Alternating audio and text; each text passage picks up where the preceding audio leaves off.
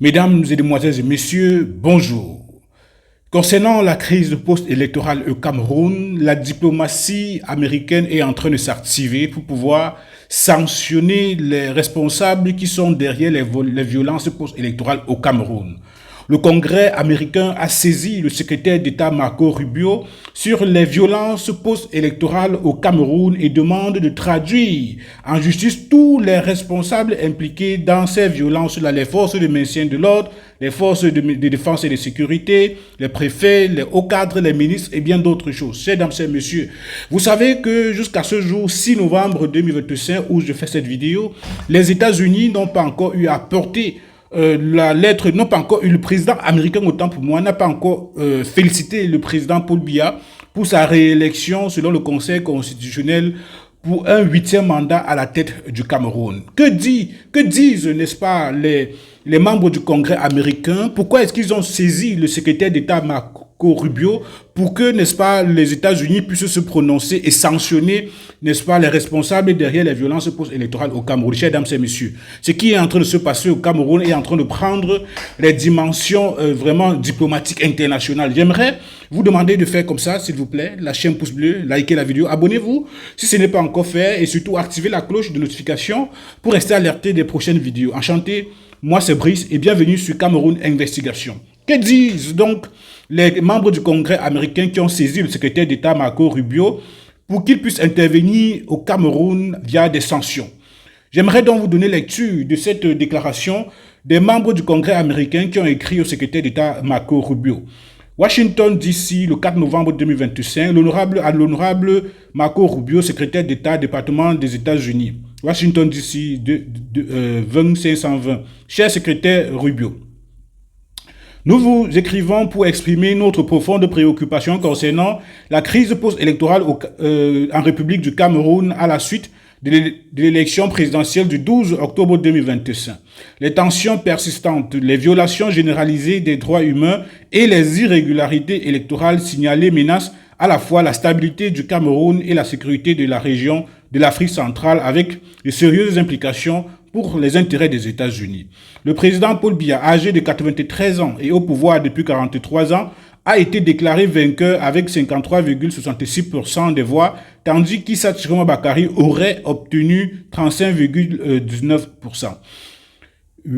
Plus de 8 millions d'électeurs inscrits ont participé, démontrant l'engagement du peuple camerounais envers la démocratie. Cependant, le scrutin s'est déroulé dans un contexte de fortes restrictions sur les libertés politiques et d'irrégularités électorales largement signalées, soulevant de sérieuses inquiétudes sur l'intégrité de l'élection. La disqualification du principal leader de l'opposition, Maurice Kamto, la suspension d'organisations de la société civile telles que le réseau des défenseurs des droits de l'homme en Afrique centrale, entre parenthèses REDAC, ainsi que l'arrestation et la détention arbitraire d'opposants, de journalistes et de militants avant les élections, ont gravement érodé les normes et principes démocratiques requis pour des élections libres et équitables. Le jour du scrutin, des rapports ont fait état de bulletins pré-remplis, d'électeurs ayant voté plusieurs fois et d'incohérences dans les décomptes à Douala, Bamenda et Garoua, ce qui a encore affaibli la confiance dans le processus électoral camerounais. De plus, les conflits armés dans les régions du nord et anglophones du Cameroun qui ont privé des milliers de citoyens et leur droit de vote ont accentué la perte de confiance du peuple dans l'élection. À la suite de cette élection, des violences politiques et des détentions arbitraires ont eu lieu parmi les incidences signalées. L'assassinat de Madame Zouaïra, enseignante à Garoua, le 21 octobre 2025, l'enlèvement et le meurtre de Abbé Michel, député camerounais, par des sécessionnistes le 22 octobre 2025, les arrestations de Anissé Ekanev, Florence Ticho, Djekam Tchameni, 3 figures clés de l'Union pour le changement en coalition politique, ayant soutenu Issa Tchiroma Bakari, ainsi que de plusieurs militants du Front National pour le Salut du Cameroun, FSNC. L'arrestation de l'activiste Fabrice Nguera à Douala, les forces de sécurité camerounaises auraient également arrêté des civils et des mineurs sans lien avec les manifestations en cours, notamment le professeur Jean-Calvin Abba Oyono, conseiller de Tiroma, à son domicile à Yaoundé, sa localisation demeure inconnue.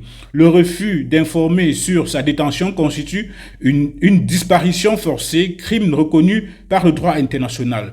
Selon Associated Press, au moins 4 personnes ont été abattues à Douala et des douzaines détenues lors des manifestations post-électorales. Par ailleurs, le barreau du Cameroun a condamné la dégradation de l'état de droit et les violations flagrantes des droits humains à travers le pays par le gouvernement camerounais.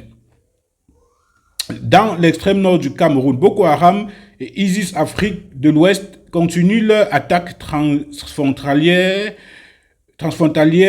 enlèvements et attentats suicides à Mora, Kolofata et Fotokol. Cette instabilité post-électorale pourrait retourner la tension militaire du Cameroun et affaiblir la coopération régionale au sein de la Sommitude nationale mixte avec le Nigeria et le Tchad. Dans les régions anglophones, la violence persistante des groupes séparatistes armés pourrait raviver le conflit et compromettre les initiatives de paix aggravées par une élection contestée. Depuis 2017, cette crise séparatiste a déplacé environ 700 000 personnes et causé près de 6 000 morts. La stabilité du Cameroun est essentielle à la sécurité nationale des États-Unis en Afrique. Situé au carrefour de l'Afrique centrale et occidentale, le Cameroun agit comme un rempart stratégique comme le terrorisme, notamment face à Boko Haram et l'État islamique. Une déstabilisation accrue pourrait créer un vide sécuritaire propice au terrorisme, au crime organisé et à l'influence étrangère hostile menaçant les intérêts américains.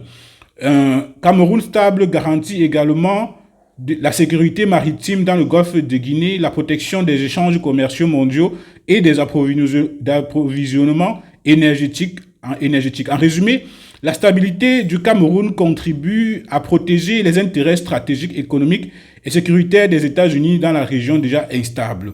Les figures politiques et religieuses camerounaises, soutenues par des partenaires internationaux tels que les Nations Unies, l'Union européenne, la France, ainsi que les pays voisins comme le Tchad et le Nigeria, doivent agir rapidement et fermement pour résoudre cette crise avant qu'elle ne plonge le Cameroun dans le chaos politique. Le Cameroun a été un partenaire important des États-Unis dans la lutte contre le terrorisme, la sécurité maritime et l'aide humanitaire dans le golfe du Guinée. Cependant, le recul démocratique persistant menace ces partenariats. Les États-Unis avaient déjà suspendu l'éligibilité du Cameroun à l'AGOA, African Growth and Opportunity Act, en janvier 2020, en raison des violations répétées des droits humains par les forces de sécurité. Une nouvelle crise politique pourrait se propager au Nigeria, au Tchad, au Gabon et en Centrafrique, déstabilisant toutes les régions du bassin du lac Tchad et du golfe de Guinée. Une résolution crédible et transparente de cette crise électorale est essentielle à l'unité et la légitimité et la stabilité régionale du Cameroun. Les États-Unis doivent rester fermes dans leur soutien à la démocratie, aux droits humains et à l'état de droit au Cameroun. En conséquence, nous vous prions respectueusement d'exhorter le gouvernement camerounais à libérer tous les prisonniers politiques, à respecter les libertés fondamentales et la volonté du peuple. 2. De traduire en justice les acteurs de crimes et de violations des droits humains, y compris les agents de sécurité impliqués dans les meurtres et arrestations arbitraires. 3. De préserver la paix en incitant toutes les parties gouvernantes, opposition et société civile à s'abstenir de toute violence et à privilégier un règlement pacifique des différends. 4. De soutenir un dialogue politique inclusif avec la médiation de partenaires régionaux ou internationaux pour réduire les tensions et faciliter une transition présidentielle pacifique. Nous vous remercions pour notre attention rapide à cette question. Nous attendons votre réponse concernant les mesures prises par le département d'État pour protéger les intérêts américains au Cameroun et promouvoir la paix, la responsabilité et la gouvernance démocratique dans ce pays. Sincèrement, c'est signé Jonathan Jackson, membre du Congrès, Sidney Kamler-Gerdorf, membre du Congrès, et ça a été signé par 6 autres personnes, chers dames et messieurs. Donc, vous venez là d'écouter Sidney Kamler-Dorf, membre du Congrès, Eleanor Holmes Norton, membre du Congrès, James P. McGovern, membre du Congrès, Sheila Sheffilus McCormick, membre du Congrès, Eugène Simon Widman, membre du Congrès, Yvette Clark, membre du Congrès, André Carson, membre du Congrès, Jennifer McClellan, membre du Congrès. Et donc, chers dames et messieurs, vous venez là d'écouter la déclaration des responsables, des membres du Congrès américain, qui demandent au secrétaire d'État Marco Rubio d'intervenir, de se prononcer et de demander au département d'État américain de se prononcer concernant la crise post-électorale qui secoue le Cameroun actuellement.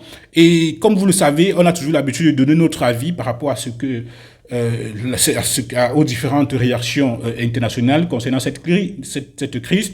Cette réaction des membres du Congrès américain n'est pas juste une réaction simple. Vous comprenez? Si déjà plus de 6 membres du Congrès américain ont écrit au secrétaire d'État américain pour pouvoir, n'est-ce pas, demander à ce qu'il y ait des sanctions ciblées sur des personnes qui seraient derrière les tueries avec des balles par balles lors des manifestations pacifiques, lors des marches sur tout l'étendue du territoire national lancées par le candidat Issa Chiroma Bakary. Si déjà cela est fait, ça voudrait simplement dire que la diplomatie les relations entre les États-Unis et le Cameroun sont en train de prendre un coup très important au niveau diplomatique. Mais ce qui a particulièrement attiré mon attention, moi, c'est la dernière phrase, n'est-ce pas,